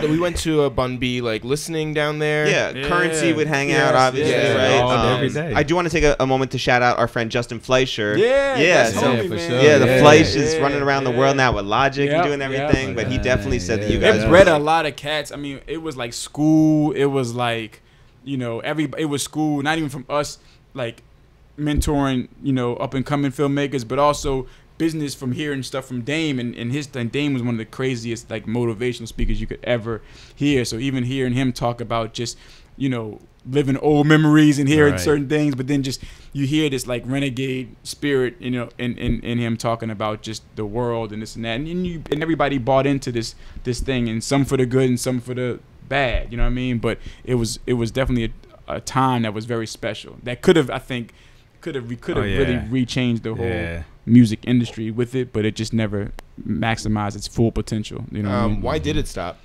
I just think it's a lot of different egos and just dealing with a lot of different, you know, things being really gray when it comes to certain issues, and not everybody buying into certain things, and just really overall grayness. And only because everybody's still just trying to figure out what, like, we know we have something, but what is it? You know what I'm saying? We just having so much fun, but how do you monetize it? Or this and that, like, trying to get brands in, but now everybody's doing what we were doing. And now brands all of a sudden get it now, but at the time it was hard. Wait a minute. You know, money's the root of all evil. Well, it's either fighting over money or girls. So it was a combination of all that. It's a combination of all that. By the way, it's super tough to be ahead of the curve. And you're dealing with a lot of alphas. You know what I'm saying? When you're having a room with a bunch of different alphas and nobody's really going. You know what I'm saying? Yeah. Listen, arts camp doesn't last forever. Right. This was your second one. So right. How did the Erykah Badu video come about? Without that. Well, because of DD 172, Erykah will come by there. Electronica. Did you look her in the eye? Yeah, I tried. But I did. No. You see the like her mat. She's catching everybody. She did everyone. But she would come through there, and then Jay. I remember we went to a listening party. It was funny because we had to listen it for her album, and you know I got the camera, so I'm filming some things. As you do, yeah. As I do. Yeah. And then afterwards, she was like, I seen you bootlegging my album. I was like, huh? Like, wait a minute. She's like, yeah, I seen you bootlegging. I said, no. And I knew. It's like I knew what shot to show her. So I went to this shot of her shoe. Yeah. Just her, she was sitting on this bench and her shoes, and I just got this ill shot of her shoe. So I showed her that. I said, look, this is what I was filming. And that might have helped us because she was probably like, oh, wait, this man shot my shoe. Right. It looked like this. And but Jay, when she wanted to do the video, Jay Electronica was like, man, you should use Coodie and Chike for the video. And sure enough, we got the call, and man, it was one of them calls like, whoa, what you want to do? Oh yeah, man, you know, we couldn't write a treatment for that. Like, yeah, Erykah Badu, we want you to take your clothes off in public, and then, but she was inspired by Matt and Kim, the Matt and Kim video. Yeah. Which is crazy in itself because Jay is from around the corner from me. So we both went to the same barbershop, but we never knew each other until New York. So so many times we're like, damn, we've probably crossed paths, or just you went to the barbershop and I just left because he was I'm between the Magnolia and the Calliope. I think he's in the Magnolia. So we always talk about, like, because we both were kind of like anomalies from these neighborhoods that actually was able to migrate up here, because a lot of people just weren't fortunate enough to really make it out those circumstances at that time. You know what I'm saying? Yeah. If you only had a camera crew following you around, you could just like look through the tapes and find that. And, But so shooting that video, did you guys have a lot of time? Did you have a little time? What was it? I mean, we had how long was the That song? one- yeah. 4 minutes. Yeah. But like one in take. slow mo. One take. no, I know, but One did you take. did you plan it out? Did Yeah, you like do any we rehearsals with went, clothes on? We like, did. So we did rehearsals in her house, which we actually have a video of that, and that's a dope one because her house is so dope and how it's laid out, and she had like this manga animation playing. I can't remember which one it was. So like and she's got like these Ali boxes. Like it's a lot of stuff going on. So that was dope. But then we actually went to that night, the night before, we went to the location, the grassy knoll, and actually tried to just mock so we could get the timing right and do the walk. You know what I mean? Which is crazy because we had brought a DP down and everything, woods, and Coodie wound up shooting it, so we didn't even need to bring the DP. But it was one of the ones where it's like, who's gonna shoot it? It's like Jordan takes the last shot, so it's like Jordan had to shoot it. You know what I mean? Looking, thank you. And, Take that. Because I shot the rehearsal, Yeah. but I can't front. Like I was not ready to shoot. I was not ready to have that on me. Yeah. Like I'm not about to be the one that I had that on me. You know what I'm saying? But this really was like when an NFL team goes to like the hotel and they're in like the conference room and they're like mimicking the plays and running through it but you're in a conference room. That's what you guys were doing ahead of what you were actually going to do in real life. Yeah. Exactly. What she was we knew to give the ball to Marshawn. Well, and not- Right. What she was the reason why we did the rehearsal too was because she was gonna sing the song and we knew we was gonna shoot slow motion, so we wanted her to rehearse singing the song, sped up. Yeah. And that's why we did it. But she's such a genius in her right that she didn't sing it. She just got out the car and just did the walk, and that was. And I just want to get this straight. On the grassy knoll, there was only one shooter. Yeah. Yes, Exactly. Yeah. Well, actually, it was two shooters. Because Wood was right there with the camera just in case. In case. You're right. Imagine the one camera didn't work. Like that would have just been such a bummer. But in terms of fear that you guys would get like locked up, where was that like 1 on to a scale 10? of like 1 to I'm getting locked up, like where Never crossed time. It's one of the retrospective things we were talking about the other day where it's like, man, you look back on things and think, dang, this could have happened. Like I remember I tell my story to my mother all the time. I was in a swamp as a kid fishing and this alligator caught our line and dragged it across the water, and as a kid not thinking, I go to try to dip my hand in the water, not thinking that an alligator could actually grab me, and you don't think about that till later. So in this we never thought once about, oh man, we could actually get locked up. You just didn't think about that until then you heard it afterwards. Everybody was talking about, people was looking for, and then like, oh damn, yeah, we might have been able to, we probably could have got arrested for Yeah. But I don't think what we did was her mother did say before when we got in the car to go, because I was filming like behind the scenes, like her getting the makeup done, her with her kids, everything. We get in the car and her mother came over and was like, hey, when y'all get arrested, don't drop the soap. I never thought about that. To tell you the truth, like I would have been surprised if they did. You would have seen my face like, what? Why did we do that? Wait, what were we? Because you just got so caught up in the excitement of the moment, and you just caught up working with Erykah because we looked her in the eyes. when they sent her with the $500 bill, like they charged her like $500 for getting naked in public. Did you guys contribute to that since it was your fault for not getting a permit? That's right. Yeah. Well, she got all the money. Label take care of that. Do you like how quickly we brushed past the fact that you almost got your arm bitten off by an alligator? alligator? My God. Yeah, and I mean, in the swamps, and you would grow up in New Orleans and stuff. That stuff was just like we were literally in the swamps with nets catching little baby alligators just for fun, and then you throw them back in the water. Like we had a whole, you knew the whole routine. When you coming back at night, you just flash the light in the alligator's eyes, and it freezes them. So that's how you can navigate back without having to worry about it. Did not know that. Yeah. I did something real quick similar to Chike. I rolled the window down and asked this guy where the party was at in Chicago in the Hundreds, right? And he said, oh, the party over there around the corner. Then he said, all well, almighty. That's like a gang, what people say. And the guys I was in the car with, they were moles. They call them moles. So they were like, all well, almighty. And my window down, and he said, ain't no almighty here. He said, GD, pulled a gun out, put it to my head, and clicked it off and didn't go off. And then we sped off down the street.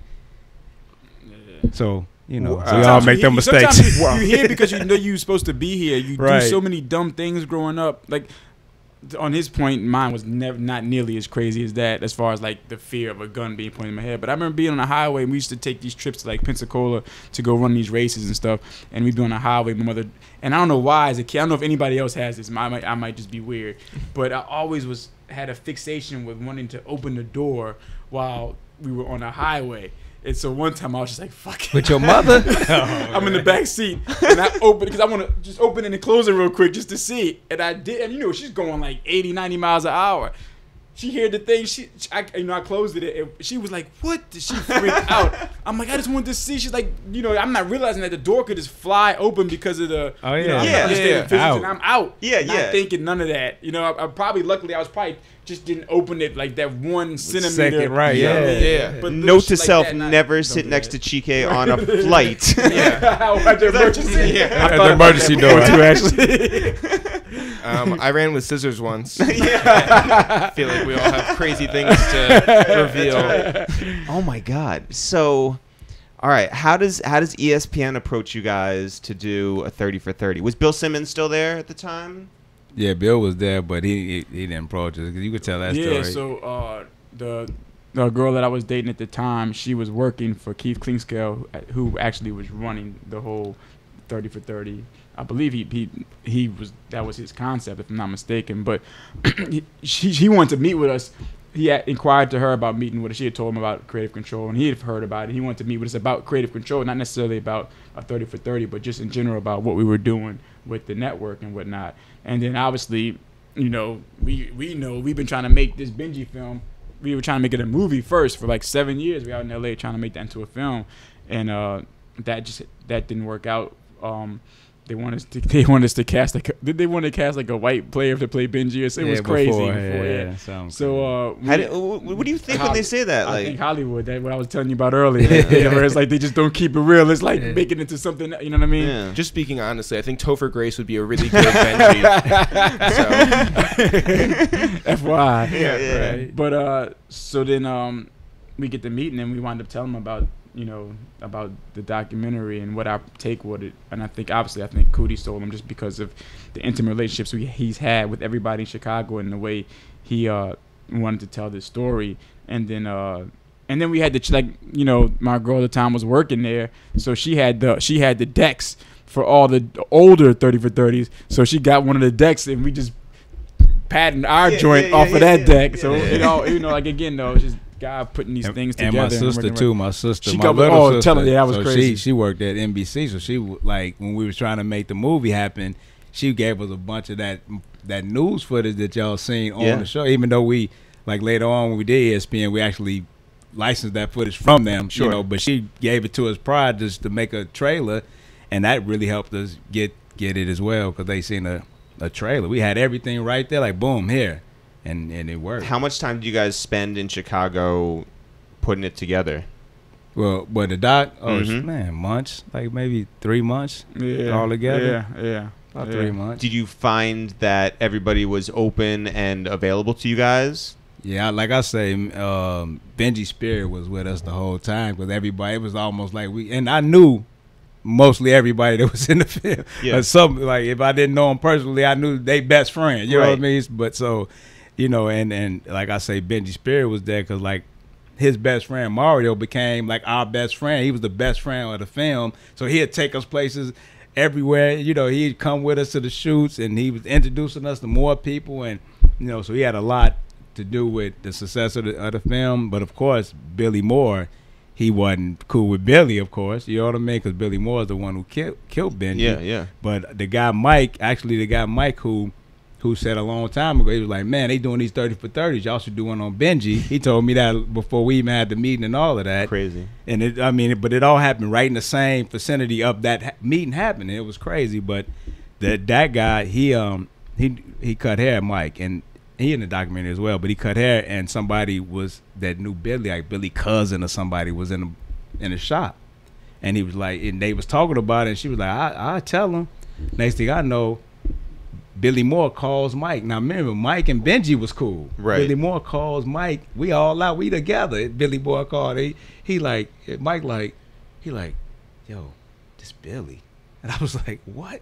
So I get on the phone with Billy, and I'm like, And I just told Billy, like, dude, I could have been you. We had guns, you know what I'm saying, coming up. Luckily, I didn't shoot nobody.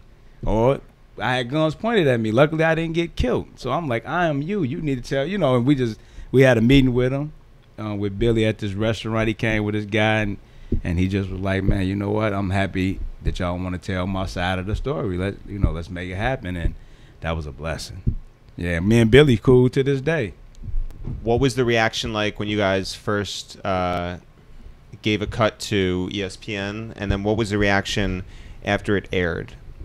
ESPN was dope because that platform, they're all about like letting the directors express themselves creatively. So their notes were like, they actually just gave really good notes. A lot of times when you do things with like companies and stuff, they're just people that just feel like they have to say something, so they'll just say whatever just because their voice needs to be said. Probably gets the whole of it. They're not like that over there. Like everything was like all about making the story better, as good as possible. So they all, you know, John, I gotta shout them out, John Dahl and Connor and Libby, like, you know what I'm saying. And even like I said, my ex who put us in that situation, Jamie Sanchez, because she shouted me out in this podcast that she just did. But she's a dope producer at Vice now, doing That's her awesome. thing.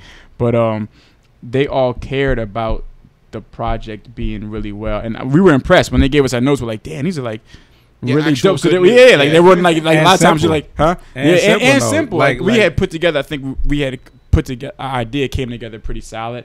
And like you said, we got things that we would like in our initial treatment, we never thought we were gonna get. Even though they was on there, of course.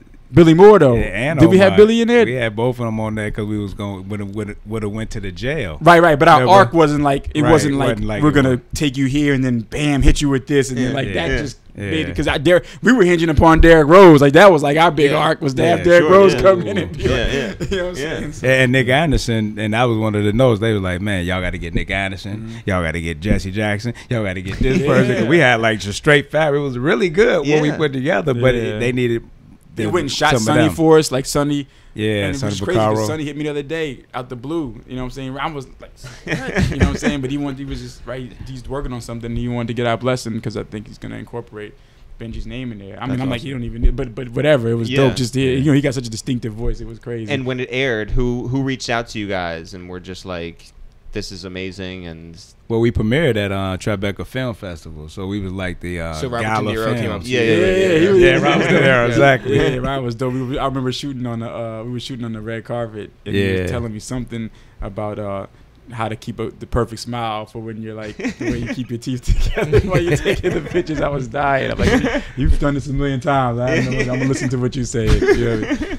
But and the reception from that was really, really good. You know, people were, of course, crying. You know what I'm saying? So we hit all the emotions that we was trying. And it was one of them ones again, like we knew we couldn't wait to show it because we know what it's gonna make you feel, because we gotta we watching the thing 100 times. You know what I'm saying? So we know what we're feeling. Yeah. And we feel like if we're feeling it, then you're gonna feel the same thing. You know what I'm saying? So okay, you've done epic music videos. You've put together this documentary for a really wonderful series, 30 for 30, on national television that had a premiere at the Tribeca Film Festival.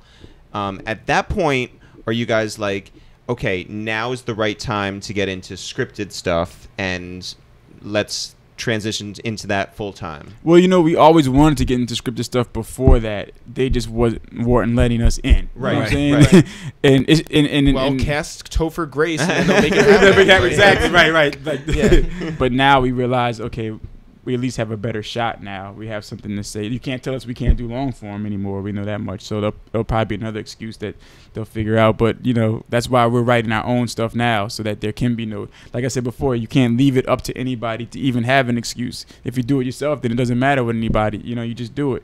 So, yeah, we now started figuring out, like, well, and we found a sweet spot. Like, everybody now wants us to do sports docs. You know what I mean? Which is crazy because, like, I grew up playing basketball, didn't make it, but kind of am still around basketball, around NBA athletes and stuff like this. Crazy, but just from a different angle.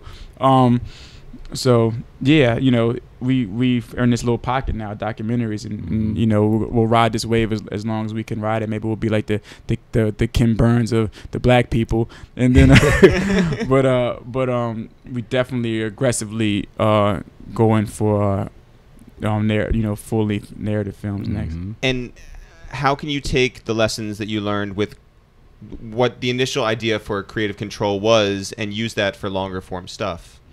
Writing our own stuff, like, you know, there's some things that come across that other people write that we're really interested in too. There's other things that we're working on now that other writers have written that, you know, but for the most part, just building up Creative Control, the production company, building that into something that where we can afford to not just finance our own projects, but also other up and coming directors, giving them an opportunity so that they don't have to go through the things that, like, unlike the studios did, like when we become a studio, we will give people that I don't need to know that you didn't do this or that first. If I believe in you, I believe in you, and I'm gonna give you the opportunity. You know what I'm saying? So. Yeah. And you don't need giant corporations anymore. Right. Like, we do live in an age now where it's just like it's like you guys had that spirit all along. Now it's just like the world is caught up with you once again, right? So it's just like, if you want to do something, go and do it and like make it happen. Do it independent. You know, that's that. I don't know if I'm going too fast, but that's what the next project that we did. We did it independent. We doing a story about the first African American to play in the NBA, Earl Lloyd. People don't know that story, and when Coach Poore and my guy Donnie Kursky hit us about it, that was the first question. Who the first person to play black person to play in the NBA? I'm like, Shaquille O'Neal. Yeah. Right. Bill Russell, is it? Elgin Baylor. No, you don't know. You know, I didn't know. And it was like Earl Lloyd, and he's still alive. So we was like, yo, we got to tell this story. We got to get up with Earl. We got to do all of that, and we got to do it independent. We like all these NBA players, you know, because of him, you know, is them. Because of this man, they have the opportunity to make the money that they make, and maybe they're investing. Mike Finley came on board, and Tony Parker, Carmelo, Kawhi Leonard, Chris Paul came on board. NBA Players Association. Yeah, NBA Players Association, which was a big part of Michelle Roberts and Chris Chin, was a big part of putting all this together, and we made it happen, and we premiering Hamptons Film Festival October 6th. Crazy. So, yeah. Crazy. Yeah, but Earl, it was funny because it just took so long when you're doing that. You know what I mean? So doing something independent you got to raise the money. You got to do everything. We shot a whole documentary in between that whole process. We shot a documentary Ali. on Muhammad Ali. And won an last award. Documentary while he was alive, we won an NAACP Image Award for that. That was dope, though, to know that he saw it, to know that his family appreciated it. You know what I mean? So, that's amazing. Yeah. So now next you guys go out to the Hamptons Film Festival. Yeah, And I can't believe you guys just did a movie just to go out to the Hamptons. No. Like, seems like there are easier ways to get out there. That's what we're going to do for Sundance and everything. Yeah. I ain't been to Sundance, but we're going to do a movie so we can go to Sundance and Cannes and all of them. Right. So now you see a lot of directors who were in the generation before you guys doing music videos again, right? Like a lot of these guys who shot big budget stuff, then obviously everything sort of like in the music industry shifted, and he was like, let's do more smaller budget stuff. But now you find a lot of these guys, Dave Meyers, Hype Williams, I guess Director X has still been doing it the entire time, but like a lot of guys from Benny Boom, a lot of guys come back to the art. Are you guys inspired by where everything is music wise? Are you interested in doing music videos? Where do you sit in 2017 with music video direction? I think that's a tough question. He a little different probably than me. I don't like to, but because I just hate to be negative and be about things, but I feel like the music video industry is one place where I kind of have like a bitterness that still exists in me, and it's only because I felt like Coodie, unlike me, was super passionate about music videos, and I felt like we had so much change to bring into the game, and I felt like we proved it when we did Through the Wire, and I felt like it was like when you love something so much but it doesn't really love you back, like that's what I feel about the whole business of music videos. Like we wrote so many treatments, like over hundreds and hundreds of treatments, and never really, like none of them, maybe one got actually turned into a video. Other than that, everything was just other than that, it was just like relationships, you know what I'm saying? And so I felt like I just felt let down by not that it ever owed me anything, but I felt like the change that I was looking to make in music, in hip hop specifically. Yeah. That it didn't really allow us to make it at the level that I wanted to make it at. And Well, I to felt sort that of that like was a shame. give like people a picture of what you're talking about. Like, what's a concept that you were super passionate about? You just tell them the story of Rail, because that's how we moved to LA and got with Will Morris and all that. Because we were supposed to do that Rail video that we were so excited about. Yeah, I mean, the one thing that got me more is like I see the video now that Mark Romanek did for OJ. Mm-hmm. So not saying that video was anything like that from a concept point of view, but from an aesthetic point of view, that was exactly what our video was taking that animation style, not the sort of animation style that had to deal with depicting black folks. So it wasn't that, but it was just an older school style similar to that, and our video was going to be a sort of a mashup of that style with shot footage. I mean, the video concept was really dope, very creative for an artist like Rel or Consequence, you know what I mean? And just for, you would have never seen anything like this within the R&B space. Yeah. And I think it was a chance that they all, like, I think Rel really needed it for his career to just revitalize it. Consequence was in a good space to help that revitalization, and just because of egos, it didn't happen. It's not that it wasn't good, it just, for people sabotaged it. You know what I'm saying? Yeah, Dame even was giving us more money to make it happen with the animation. He's seen it, but with the artists, it just didn't work out. And we needed that. We was expected that, buddy. We was at the MTV Music Awards in Miami. Left from there, went to L.A. and wound up not leaving L.A. That's when the William Morris thing happened. We got an apartment like that because of William Morris. It was crazy, and we wound up staying in L.A. But that was one of them videos that was like we depended on. Yeah. You know what I mean? And it's like in a game where it's like hip hop, to me, like the whole thing about hip hop was so dope growing up, you know, in the late 80s, in the early 90s, you know, it being this expression. It was, people were so different, you know what I mean? You've seen all these dope videos that from Tribe Called Quest and, you know, Can I Kick It, and all these ill videos from back in the day. And when we come in this era of like the late 2000s, and everything just changed, and there's no self-identity, and everybody's trying to be, and everybody just wants to repeat what they saw last, and it's all just about like, you know, defamation of these female characters. Like, it's just like, what are we doing? You know what I'm saying? But this represents us as a people to the world, and then we're wondering why when we go to like another country and people look at us crazy or don't trust us or clutch, like, because we putting this imagery out on ourselves for people to think that's some people who haven't even actually had any type of interaction with a black person. This is how they perceive us based off of this body of work that we're putting out. And I'm not saying that you don't have to put everything needs to be conscious at all, but I'm saying not everything needs to be this way. Right. You know what I'm saying? So we're not going to get the Coodie and Chike video of anonymous women dancing by the pool. And, not going to get that now. Not unless it's feature length. And I'm not sitting here, like, I'm not saying I'm not going to watch that video either. I will watch that video. I just won't make that video. Right. You know what I'm saying? And now that I got a daughter, it's really like, I'm like, I look at them videos like, why? Yeah. So my daughter looking up to this, you know what I mean? Like, you successful, got money, but got a G-string on in your video. Why? Like, for what reason? Yeah. Like, now you guys are able to like really change and push culture through longer form things. Yeah. Do you find that in a YouTube age that your audience wants to watch longer form stuff and is with you throughout that hour and a half? Yeah, I don't think movies are gonna go anywhere. I mean, that's just my feeling. I feel like there's something about people always like to see movies. You know what I'm saying? I think there's just something very special about stories that, and the way they can impact you when you sit in the theater. And there's an experience about going to the movies, period. It's not even so much about the movies. It's a whole experience. It's the smell of the popcorn. It's this communal watching with, like, you know, 50 or 100 other people. There's something to that experience that I don't think, well, same reason why we go to concerts is this communal aspect of sharing this one moment together with all these people. Totally. You know what I mean? And we talk about this a lot. Like, that's one thing that people can't get for free. Right. Yeah. Like, you can't illegally download that. Right. You have to be there and experience it and laugh or cry next to someone else who's doing the same thing. And that is amazing. Yeah. So next up, after this? What do you guys have in the works? What's in the can? Like, what's going on? Or are you guys just resting on your laurels and you're just like, Hamptons Film did it, Festival? Yeah, we retired. We it. retired. We Yeah. retired.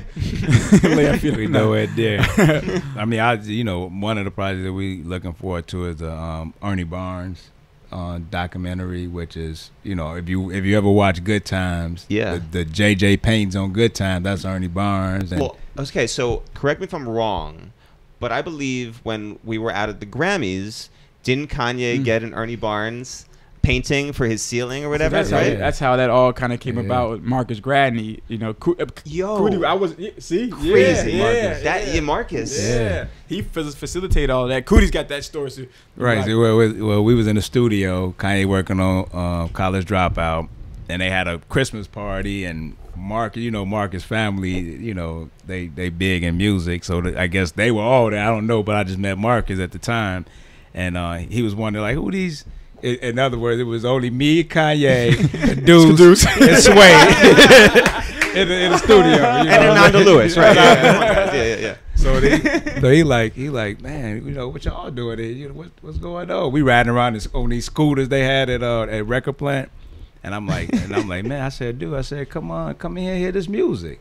So he came in, and of course, Kanye played the music and rapped the music with it. That's what Kanye did. He rapped the music and played it for everybody all the time. That was his passion. But so Marcus was like, man, my uncle Ernie Barnes. And I was like, Ernie Barnes, the painter? Yeah. And he was like, you know Ernie Barnes? I usually have to say Good Time for people to know Ernie Barnes' name. I'm like, no, I know art. I know a little bit about art.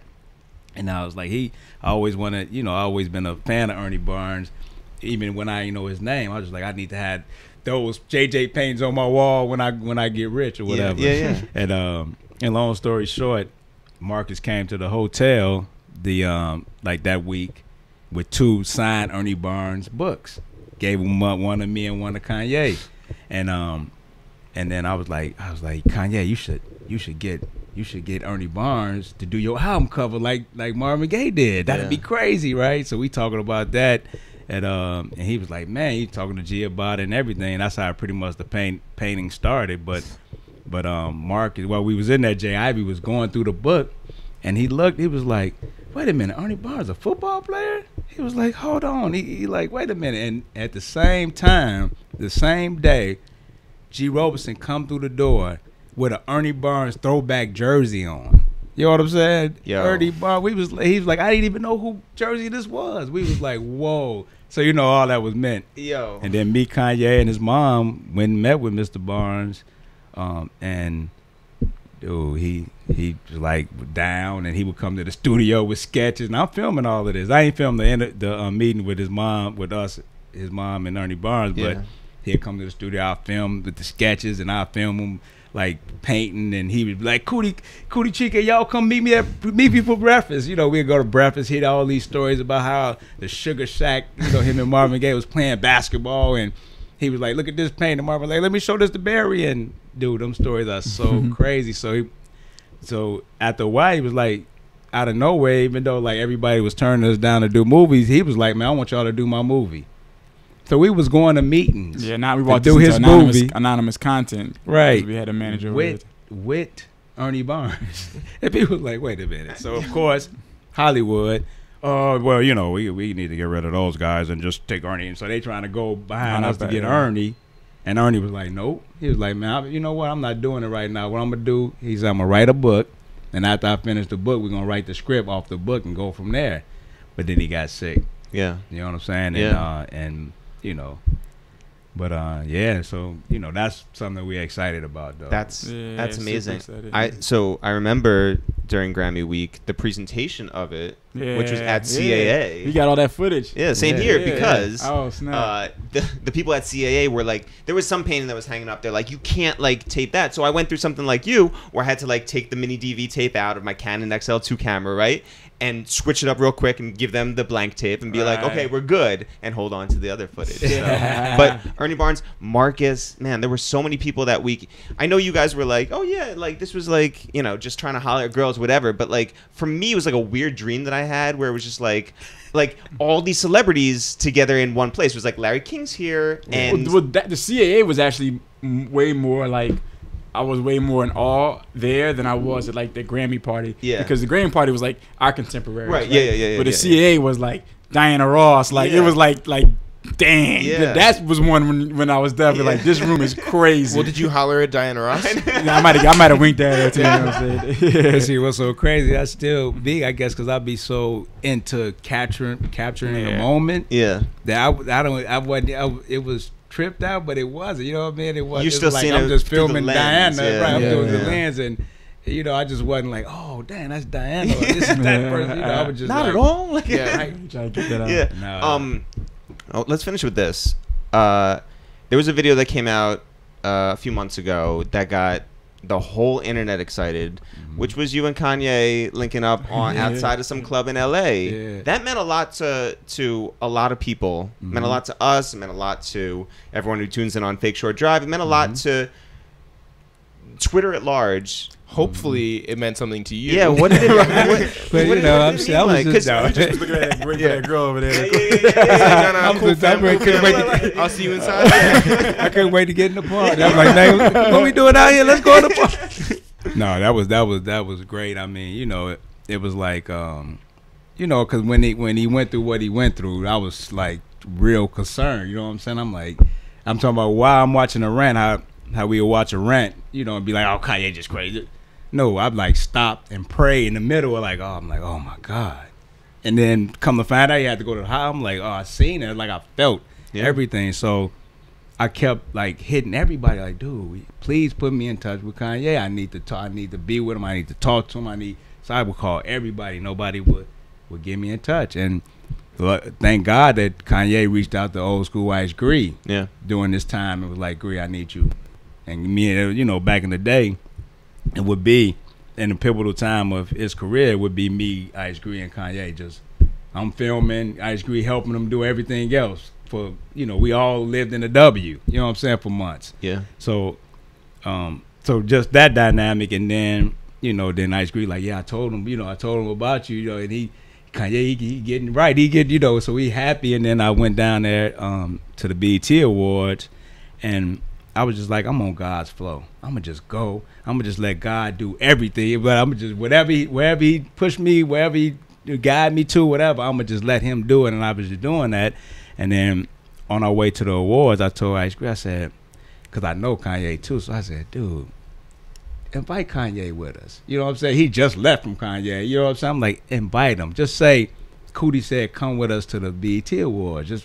I know you're gonna say no, but just do it, because it's something that you should do. Why not? So he did it. He was like, man, you should come. And Kanye was like, well, I ain't trying to do events right now, but y'all should meet me afterwards. And that's how that all happened. Yeah. Wow. And it was a blessing. And, we reconnected, and, so it's going to be good. It's like, it's like the full circle of everything that we've been working on from in the 90s, 98. You know what I mean? Which will probably be the 20-year anniversary, I'm thinking. I'm going to call him and say that. Yo, we got our 20-year anniversary when we started filming, man.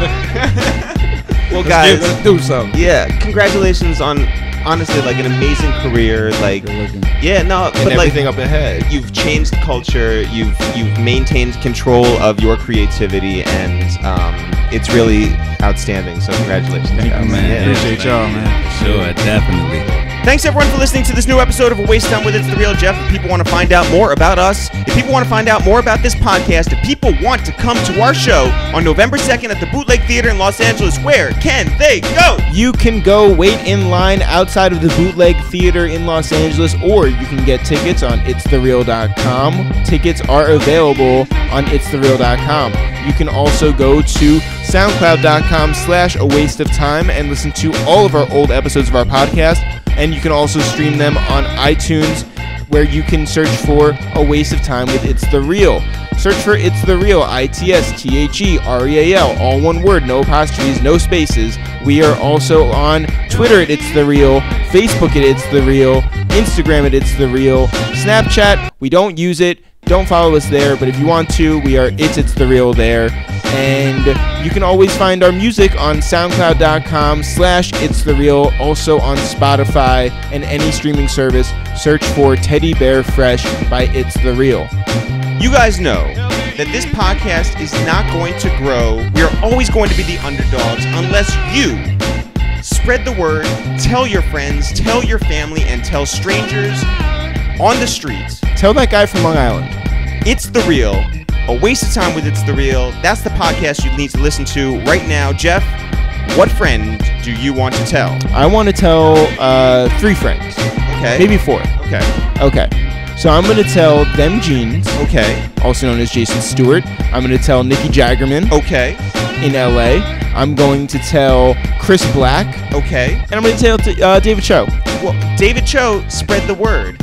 I, Jeff, would like to shout out once more our friend Tyler Sees up in North Idaho, but I want to shout out his wife, oh, yeah, Mrs. Sees, yeah, for dealing with her husband, going around and shouting to the moon about a waste of time with It's The Real because we shouted him out in last week's podcast. He literally ran around his house screaming because we shouted him out. I just wish there were more people in North Idaho that would hear him, because what I imagine is that he's got a ranch out there in North Idaho. Yeah. And that to spread the word, it takes a little journey into the town, into that one stoplight town. Yeah. To tell all the miners and all the people at the country store. Yeah, he hitches his horse to the post and he tells all the folks at the Daily Tribune about a waste of time with It's The Real on this funky technology called the podcast. Shout out to our friends up there in Coeur d'Alene, North Idaho. Yeah, Tyler wants us to come to Coeur d'Alene. We are honestly going to put Coeur d'Alene on the map because I don't know that there are actual maps of North Idaho. Well, Jeff, we swung our pickaxes when we were doing videos. We worked the fields with the hose. We never died of syphilis out on the Oregon Trail. But I did get dysentery when we did our music. We were nothing if not pioneers. Now for real, for real. Sure. We'll see you guys next week.